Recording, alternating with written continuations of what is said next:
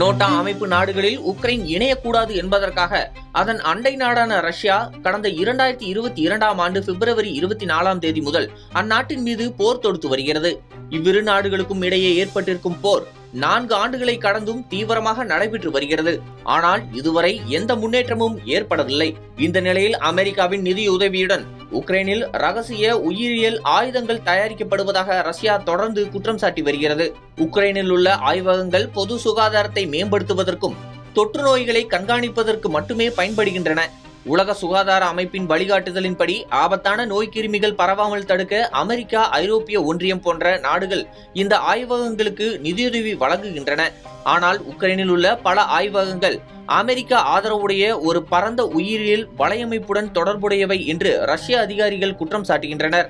இந்த ஆய்வகங்கள் பொது சுகாதார ஒத்துழைப்பு என்ற போர்வையில் ராணுவ உயிரியல் பணிகளை மேற்கொண்டதாக ரஷ்யா தெரிவிக்கிறது. இந்த ஆய்வகங்களில் பிளேக், ஆந்த்ராக்ஸ், புருசலோசிஸ் மற்றும் துலரேமியா போன்ற ஆபத்தான நோய்களை பயன்படுத்தி உயிரியல் ஆயுதங்கள் உருவாக்கப்படுவதாக ரஷ்யா தொடர்ந்து குற்றம் சாட்டி வருகிறது.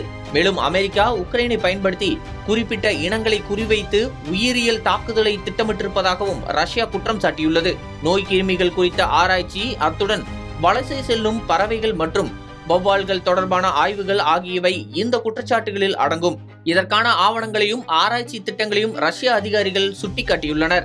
இந்த திட்டங்கள் ரஷ்யாவிற்கு நேரடி அச்சுறுத்தலாக இருப்பதாக அந்நாட்டு வாதிடுவதுடன் இதன் உண்மையான நோக்கத்தையும் மேற்கத்திய நாடுகள் மறைப்பதாகவும் ரஷ்யா தெரிவித்துள்ளது.